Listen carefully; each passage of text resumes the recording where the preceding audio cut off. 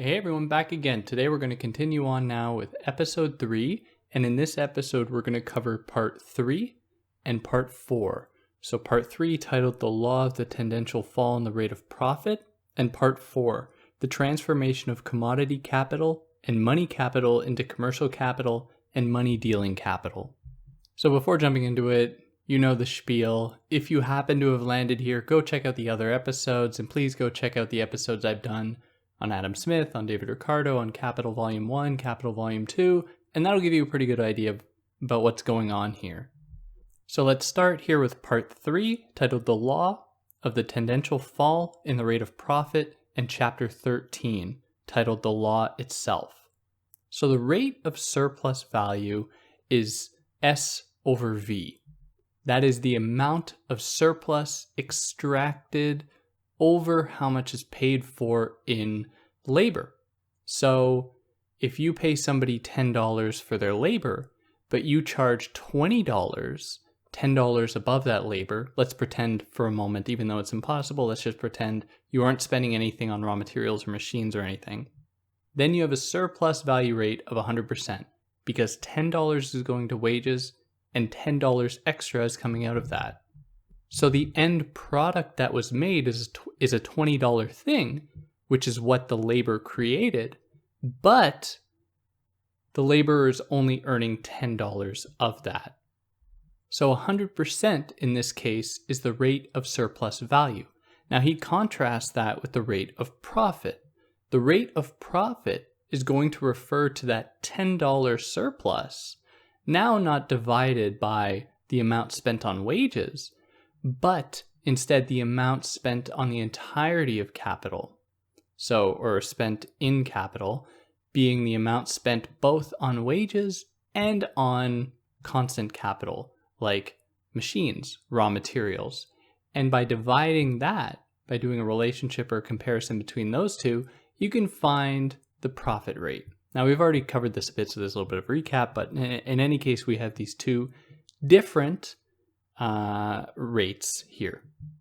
Now, what he's going to show in this entire part, that is part 3, he's going to show how the rate of profit, which is that amount of surplus taken out of labor divided by the entirety spent as capital on labor and raw materials and machines, he's going to show how this profit rate over the course of time is tendentially, so the term tendentially here is referring to the tendency for it to fall. So there might be spikes in which it increases and periods in which it increases, but on the total, it is going to come down. He is showing how the profit rate, as capitalism progresses, comes down. And this might seem like totally outlandish for some to think, but I think that the argument he gives for it is really quite good. And I've done an episode just on this idea, the tendential fall in the rate of profit. And in that one, that was more of an introduction. Here, we're really going to get into the weeds of it. But if you want, you can easily find that on this channel or podcast form. You can just type in the tendential fall in the rate of profit and you'll find it there. So what would be required for the rate of profit to fall? Well, one thing that could happen is that more money is being spent on, or more capital is being spent on machinery and raw materials, those things that don't add value to an end product, to a commodity. So more money is spent on those things, which means that the amount that is going to be divided from, or in relation to, the amount of surplus earned is going to be greater. So let's think of this with numbers. And I want to keep this as easy as possible. So let's say you had a business that spends $10 on constant capital, $10 on wages, and earns an extra $10 at the end of the day. So what that means is that, let's say it makes shoes. This enterprise makes shoes. $10 is spent on the machine, $10 on labor, and then $10 extra is taken out of that labor, which means at the end of the day, they're able to sell a pair of shoes for $30. But the capitalist only spent 20, so 10 plus 10 of wages and constant capital. Now, because the surplus value is 10, that means that the rate of surplus value is 100% because $10 was spent on wages. However, the rate of profit is only 50% because you have 10 not in relationship or divided by 10 spent on wages, but instead divided by 20, the addition or the sum of what was spent on wages plus what was spent on constant capital. Now, okay, great. This enterprise has now earned, or the capitalist has now earned $10 on top of the sale of these shoes. This is just hypothetical, but just bear with me. Now, what they can do with that $10, they have many options, but they're probably going to want to spend that $10 in order to refurbish their machines, in order to maybe buy new machines that are going to work faster, that are going to be able to dish out more shoes more quickly. And what this means is that over time, let's say they take $5 and spend it on constant capital. So of the $10 earned, they spend it on constant capital. Now let's imagine a new cycle. Instead of $10 spent on constant, $10 on wages, and $10 on surplus, or extracted from wages, you now have instead $15 spent on constant capital and $10 spent on wages. Now, assuming that the rate of surplus value stays the same, that is 100%, which would be 10 in surplus value, now the proportions are going to be entirely different. The rate of surplus value is still 100%, but now you don't have 10 in surplus divided by 10 plus 10. You have 10 in surplus divided by 10 plus 15, which is 25. So now you have 10 divided by 25, which is 40%. Or a rate of surplus value of 40% as opposed to 50%. And this is the way that capitalism progresses. If you really think about it, you can see that enterprises grow bigger, more spent on machinery to make it grow more efficiently, and less is spent on wages. So less money is going to be spent on workers in favor of more automation, which means that more is going to be spent on the things, new kinds of machines, raw materials. More is going to be spent on those things that don't create value, but only impart their value to made commodities. Now, there are other factors here. If less money is going to be spent on wages, assuming that the rate of surplus value stays the same, then the price of goods is going to come down, which means, of course, that there's going to be less profit rate, or the profit rate is going to lessen. Now, the capitalist is going to do various things to try and offset this. What they might do is they might increase the working day of the fewer workers that are working, or they might make them work harder. They might implement more stringent means of control and management to make them work harder, to extract more surplus value from them, or to make them more efficient, to make the surplus value extracted happen quicker, or really anything like that in order to try and offset this fall in the rate of profit. But as I said, it's tendential. So there might be spikes in which it is increased. Maybe new industries are opened up that allow more people to be employed, more profit to be extracted en masse, that allows the overall average profit rate to actually go quite high. And these are all possible scenarios. But the capitalist economy is going to gravitate towards more and more automation because that's how you save dollars. And this is something that David Ricardo and Adam Smith both feared, which means that there's going to be a decline in the rate of the profit rate. Jesus. Now, some vulgar economists might say that, okay, yeah, the profit rate has come down, but we've grown so much more efficient. We're able to make so many more things. We're actually able to offset that decline with all of this new stuff we can make. But the thing is that only exacerbates the acceleration of the decline in the rate of profit because the same processes are still ensuing. And so capitalists have been aware of this in the past, and they've resorted to destroying their own stock, destroying their own machines, even not just workers destroying their machines, in order to keep themselves at the same rate of profit, or destroying the machines of their competitors, new machines, in order to keep everybody down, instead of, another capitalist just buying that machine to remain competitive. And that puts us here into chapter 14, titled Counteracting Factors. So why does the profit rate fall at the rate that it falls. Why not faster, or why not slower?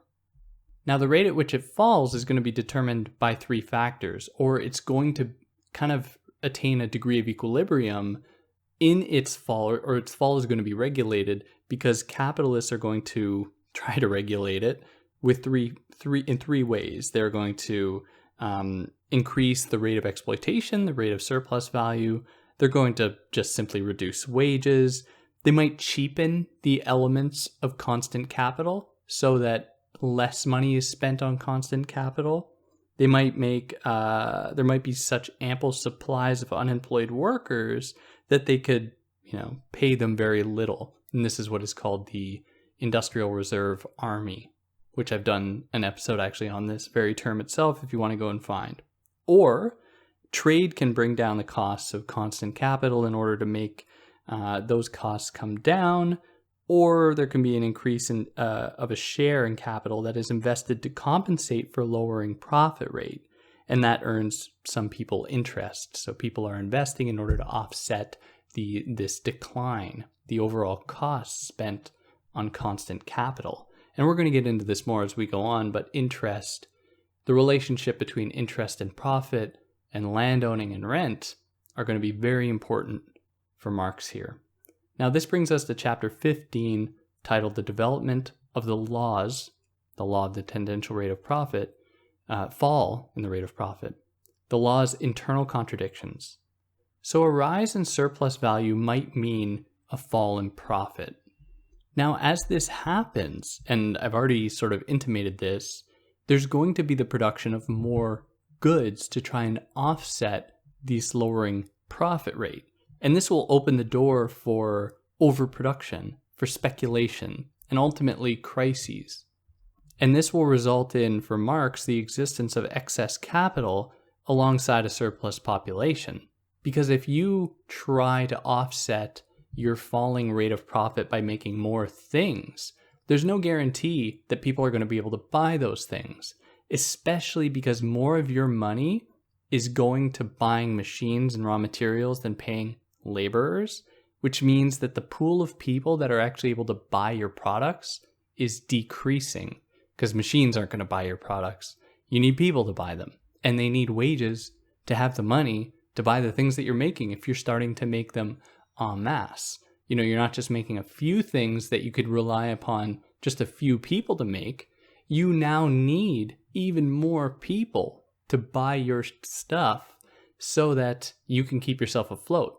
But this is just a fundamental contradiction because you try to make more things to compensate for the fact that you are hiring fewer people. Now, this is just one of the contradictions here. Another contradiction is that if you were to try to decrease the cost of what you spent on constant capital through trade or just trickery, however you can do it, this is a contradiction insofar as your capital that is being spent is not being valorized because you're trying to spend less and less and to make more and more. And to have that money, that capital that you've earned, actually be worth less because you are spending less or demonstrating that it is worth less in the purchase of more constant capital that is supposed to valorize your money or valorize your capital. Now, here he offers one of the few points throughout this whole book where he sketches what a post-capitalist world would look like. And that would be a world, in this case, where the intent is not on the accumulation of profit, because that only leads to contradictions. Because we've seen that the profit rate is always going to decline. Instead, if the interest was on supplying means to reduce work as a whole, it will no longer exist as a contradiction. So with these improving means of actually producing goods that people need, with these more efficient ways of doing things with better machinery, better techniques, instead of trying to accumulate more profit from that, treating that as a way to make it easier for people to have their needs met would open up the door to a system that is not riding upon its own contradictions. That's good, David. Hit the mic. Very good idea. And these points in the text, when he gives us some description or illustration of a post-capitalist world, they're extremely valuable, and there are different words that are used to describe it. And I think I've made note of them every single time. And someone should go through and really put these together in order to present this picture, but it is an underdeveloped one. It's one that is still very much up for interpretation, but it's still important, and I think it's still very valuable nevertheless.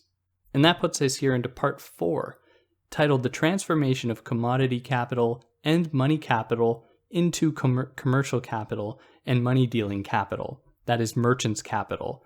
And here we get to chapter 16, Commercial Capital. Now, to kind of summarize this very briefly, here he's going to consider the people that make money, like bankers, like merchants, without putting production in motion. They just make money because other people are producing things, and they facilitate trade or do other things like that. They hold money even, and they can earn interest on that. Now that puts us here into then chapter 16, Commercial Capital. So merchant's capital can be divided into either commercial or money dealing capital. So what is commercial capital? Well, you remember how commodity capital enters the market to become money capital? So how the process went, and this was from volume 1, is if you had a commodity, or if you had money, you could go to the market and buy a pair of shoes for $30. Then you could go to another market, hypothetically, and sell those shoes for $35. Now what you have done is transformed your $30 as money capital into a commodity, as commodity capital, into then money capital again, but this money capital is now more than it was when you started. So Marx says this is just the kind of hocus pocus of capitalism. You somehow transformed $30 into $35 as though by magic. So commercial capital is that, except it's money that does not leave the market. It does not leave circulation. Now I fear that I painted commercial and money dealing capital as different earlier. I said, or I meant that it's the same, referring to the same thing, just so that's clear. So here at this point enters the person that is going to command this commodity, or this commercial capital that exists only in circulation in the market. And this is the merchant who buys things on the market to sell them for profit. And here that formula, money to commodity to money prime, applies. Whereas in the case of a capitalist, they're going to start with raw materials, they're going to start with commodities that they're going to use to make money that they can then take to put back into those raw materials, into those commodities, those means of production, to make them more efficient, to earn them more money, and so on. Now in the capitalist economy, both of these people are necessary. You need producers and you need merchants. And this makes sense because they are very different fields of expertise. You need people that are going to actually be able to sell your products, assuming that you don't, people aren't going to have the time to sell their own products that are made in their own industries, especially in cases where trade is necessary. So you aren't actually going to sit on a boat and take your fine goods to another country in order to sell them. You'll hire somebody to do that. At least I hope you will. That seems like the most efficient way to do things. And it is important to note that in circulation, no value is created because all value comes back to labor. Even though there's still a mystery about this that Marx hints at toward the end of the book, in any case, labor is what is going to determine the value of objects, of commodities, even if that labor is always going to be up for contention. It's always going to be debated. And so within circulation, the merchant is not actually able to create the value or to add value to the objects being sold. Sure, they might be able to swindle someone. They might lie to somebody and say that the thing they're selling is more valuable or more rare than it actually is. And they might earn like a quick buck off of that.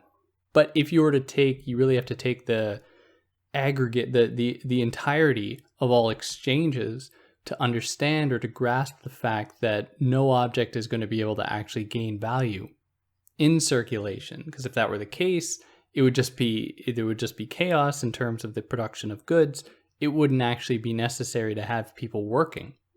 But you need people working because they are what add value, they are who is compensated, and they are who is going to be able to buy the products that are sold. But maybe it's worth mentioning just briefly the mystery here, and that is the mystery of the labor theory of value. Because if you say that labor determines value, you then have to ask, well, then what is the value of labor? To which someone might say, well, it is the cost of the means of subsistence for the workers. So what is necessary in terms of housing, food, clothing, the necessities of life are going to determine how much that labor costs.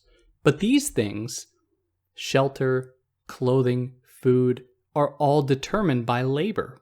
So what we get at the end of the day is the determination that labor is determined by labor in the capitalist economy, which is just a tautology. It just doesn't make sense. So in any case, we acknowledge that labor here determines the value of goods, but it's still quite mysterious as to what that really is. Anyways, what merchants can do, though, is they can maximize the amount of surplus value earned, or however much is extracted in production. So if you have a capitalist that hires a bunch of people, they make a bunch of things, that capitalist might not know exactly how much they're going to get for that product or those products, but the merchant is going to be able to figure it out when they actually arrive at the market and figure out what it's worth, assuming they aren't like swindling people. And it'll be their responsibility to maximize that surplus value. Now, certain vulgar economists took this to mean, like Adam Smith and Ricardo, that surplus value is actually created in circulation. It's created where the merchants are, the people actually trading the money, when in fact that is only the representation of the surplus value that is created, that is extracted from the labor power in the factories or the shops or wherever the labor is being conducted. And that puts us here into chapter 17, titled Commercial Profit. Now, commercial profit should technically comply with the entirety of the average profit alongside production.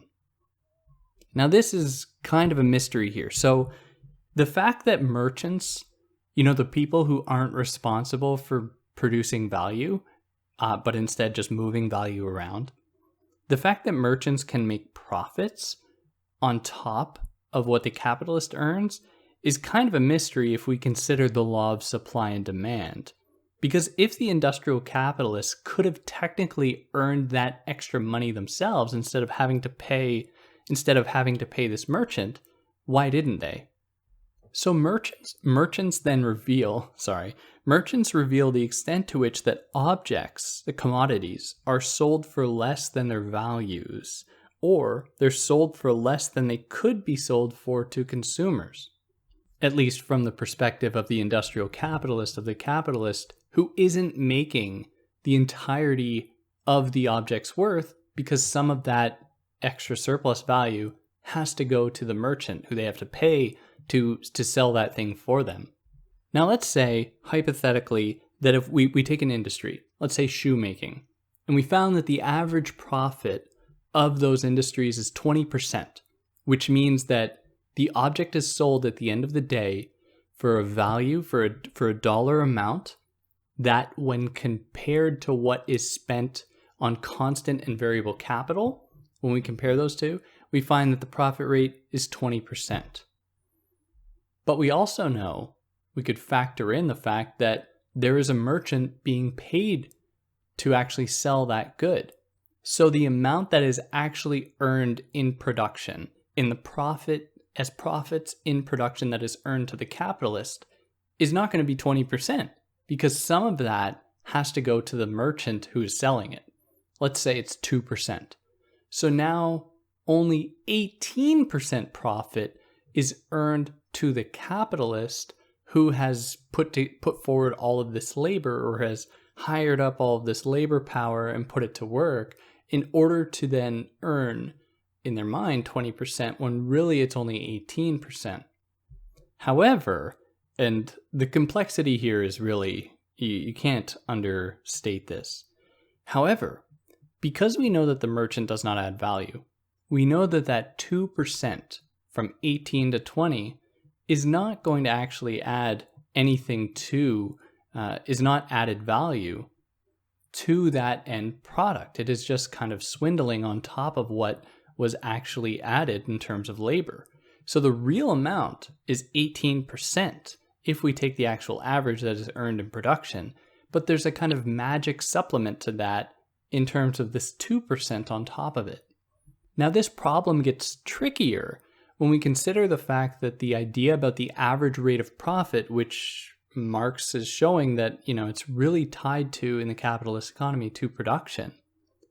Historically, it was determined by merchants and it was determined within circulation. So you'd compare what things were actually sold for in relation to other things and how that related to the socially necessary labor, socially necessary production that would go into the production of other things, other similar things in the same industry. And these were kind of two separate domains, that is, merchant capital or commercial capital and production capital. And it is only as capitalism really progresses that they become blended to be the same thing. And you have the vulgar economists and other people like that who only contribute to this idea by saying that value is created in circulation. So suddenly there's a blurring of the line between the two. There's a blurring of the line between the value created in production and the value created within circulation. And down the rabbit hole further we go. Further down the rabbit hole we go. So what happens then with workers who work for merchants? Because it's never, you're not just a merchant sitting on your own selling this stock. You probably have people working for you. If you're moving shipments across overseas, you need sailors, you need people to pick up the goods on one end, to load them on one other end, whatever. You have workers working for these merchants. How do they fit in? If the person who they're working for is not creating surplus value, then are these workers, these who are probably wage earners, are they not creating surplus value? Well, they're certainly still workers, but they are not the source of the merchant's wealth. The source of the merchant's wealth is still the industrial capitalist, and that money that is going, that 2% that we just kind of arbitrarily designated here, that 2% on what is sold in production is just being then distributed in terms of wages to these wage earners, which means that it is from industry that these other unproductive professions, which it's not to knock those professions, they're necessary, but they aren't creating value. These other professions are earning their money, which only signals that in order to cover the costs of those people who are doing these tasks on things that don't actually create value in the capitalist economy, what this means is that there's going to need to be so much extracted in terms of surplus value from the labor that is done in industry, not only to cover that capitalist's desires, but to also cover all of these other people's needs, all of these other people's wages who are necessary to sell those products. And the same applies to have upkeep for commodities that are put on the market that, that they might get destroyed. So you're going to need some extra money in order to cover that. You're going to need extra capital to cover the longevity of objects or commodities that sit on shelves for so long that aren't sold quickly, and so on. Everything that goes above what it costs to make and sell an object, if they are just sold by the capitalist, is going to need to come out of the total sum of surplus value that is extracted from the workers. And as capitalism progresses, this is going to need to go up and up and up. And this is especially true when we also consider the ways that certain needs are going to have to be met that extend beyond just the basic necessities. So in like North America, where healthcare is provided by some employers, like in Canada or in the United States, where some employers provide health care, and the same in Canada, whatever. That is only possible because there is that much more being extracted from workers who create value that is sold and earn a country money that could then be allocated to everybody else to earn their health care so that, they can live good lives. And there's nothing wrong with that. But it shows that the capitalist economy, as it progresses, intensifies the amount of surplus value that it is extracting from the workers.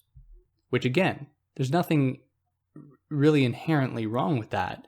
It's just that the amount that is extracted should be done in accordance with the will of the people, not in accordance with the will of a few greedy capitalists who are just going to take 99% of that money for themselves and then just run off and buy yachts and stuff with it, or just increase their own accumulation of capital. But in any case, I digress here. So the merchant's employees don't actually create surplus value. These wage laborers don't actually create surplus value. They help the merchant appropriate the surplus value of other industrial capitalists. Still, though, the merchant wants to keep costs down, so they're going to want to pay their workers very little. But the merchant likely has buildings, they have transport, so they need to sell above all those costs, which reduces their share, because they're going to need, out of that 2% that they're going to earn in the sale of those goods, they're going to need to cover all of these other costs, which reduces the amount that they make. Or they're going to appropriate more from the industrial capitalists. So instead of 2%, they might do some trickery and then make it so that they're earning 3% or 4%. Now, from the perspective of the industrial capitalist, all the merchant's costs, that is building, transport, workers, all appear as a hindrance, or viewed as a hindrance to the accumulation of profit, because the capitalist knows that this merchant is going to need to take a cut that is so big as to cover all of their costs. Whereas for the merchant, and the vulgar economists really see it this way, all of these things are seen as a site of the creation of value, even though that's not really true. So here we move into chapter 18, entitled The Turnover of Commercial Capital, Prices. So for the industrial capitalist, the turnover process goes, as I've already said, you have a commodity, you sell that commodity for money or in the form of the means of production, and then you create a good, like a commodity, you sell that commodity for money, and then you take that money and put it back into your means of production and valorize it. You make it more productive. You make it earn you more money with labor. Now, the turnover of commercial capital looks a little bit different. As I've said, instead you start with money, you buy a commodity and then sell that commodity to earn more money. So the turnover of commercial capital is only a repeated buying and selling, whereas in industry, it involves value creation and renewal of what Marx titles the reproduction process. It contributes to illusion that value originates in exchange, when in fact, as I think I've made pretty clear, it does not. And that puts us here into money dealing capital, or chapter 19, money dealing capital. So the entire process, that is of production and circulation, depends upon the circulation of money capital. The existence of a large supply of money capital necessitates an entire enterprise of money storage, transport, protection, bookkeeping, just to keep it running. And this grows more and more necessary as capitalism develops and more value is extracted from workers, more and more wealth is created. There's going to need to be more maintenance of all that wealth. And one enterprise that does this is a bank. And a bank has many uses. It protects your money.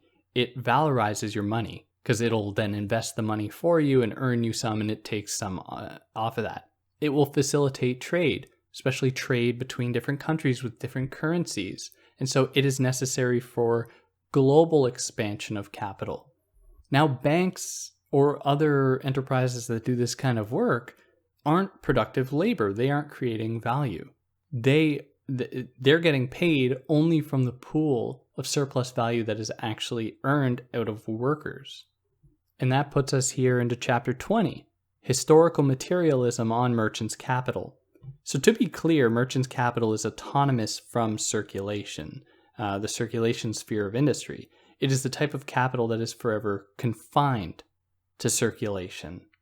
Whereas if you were a capitalist and you sold your own product, sure, you dip your toes into the market, into circulation, but you don't spend all your time there.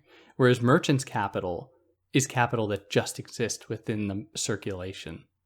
And here we are getting hints of the stock market, as you've probably been able to gather. Now, as far as the history of trade and trading capital go, it predates capitalism, interestingly enough. It reaches, it's probably not surprising. I mean, there was money, there was trade before there was capitalism. It reaches its peak under capitalism, however, when things are made there's mass production and mass consumption, and not only production and consumption for subsistence. So while you did have trade and you did have merchants' capital before capitalism, they reach their pinnacle under capitalism because there's just so much extra wealth floating around that can be easily picked up. And I say easily with a little asterisk. Of course, it's not easy, but these people have weaseled their way into these positions. And it is commercial capital is largely a precondition for capitalism because, number one, it helps concentrate wealth, and number two, it facilitates and permits exchange on a grand scale. So when capitalism enters the picture, industry begins to perform a more significant function than trade, that is, subordinating it. And so producers can be their own merchants. You didn't have just specific dynasties making things or creating wealth or determining what can be wealth. What you saw with this progression of money circulating around was people in the form of the petit bourgeois could create, these are people who had a little bit of wealth and they might have been able to just hire an extra hand or something to help them work on stuff that they could then use to go to the market and sell it in order to earn a little bit of extra money for themselves. They weren't just content with earning enough to keep themselves alive. They could earn more on top of that. Now, besides trade, there's also such a thing as interest-bearing capital. And we're going to get into this as we go on, but I think it's worth noting now that interest-bearing capital was antagonistic to trading capital and industrial capital.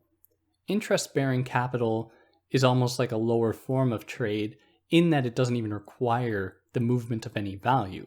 Interest-bearing capital just kind of sucks value off of other people, both merchants and industrial and capitalists. Now, ideally, in a post-capitalist world, and this is just my brief musings on this, the total amount that is earned is going to go to the people that made it. And there would be a free recognition that these people are all their own individual subjects that earned and attributed value, created value in the form of goods that were traded to other people. Now, this would then open the door for a necessity to allocate funds that would go to take care of those people who couldn't necessarily work. In the most rudimentary basic example, like children, maybe elderly people who aren't able to actually participate in the arena where value is created in production. Now, I'd be very curious what anyone has to say about this because, like I said, the sketch for a post-capitalist world is pretty flimsy in Marx. And I say that with a lot of confidence, having read a lot of Marx. It's not very clear. There's a ton of interpretation, hence all the different derivatives of communism, be it Maoism or be it Stalinism, or what we saw, with Castro, whatever. There are so many different interpretations of it. But in a world of globalized capitalism, there's still, I assume, going to be a recognition that markets are going to still need to be run. And these markets are now going to need to be run, that is in a post-capitalist world, in such a way as to allocate the most money to the people that earned that, or that created that value. But taking an amount that was agreed upon in order to then spend money on those areas that don't create value, like in bookkeeping, to be able to keep track of all this trade in order to take care of sick people, to take care of people with special needs, and so on. And then would that demand or require the formation of a kind of government under this system, where it's not purely just free individuals doing whatever they want, but some kind of a body that is going to help determine how to properly allocate and spend these funds, which I dare say would somewhat resemble a tax, but we could, get into the weeds of that. Obviously, I acknowledge that there is a lot of weight to that term. Anyways, I'm rambling here. And yeah, I'll close that out here. And next week, we're going to start on episode 4, my episode 4, which is going to take over from part 5, titled The Division of Profit into Interest and Profit of Enterprise. And that'll be with chapter 21, titled Interest-Bearing Capital. And yeah, I hope you like what I did. For those that are listening as I do this, you're the real heroes here. Thanks a lot. Helps for the algorithm and other things. And yeah, catch you next time. Take care.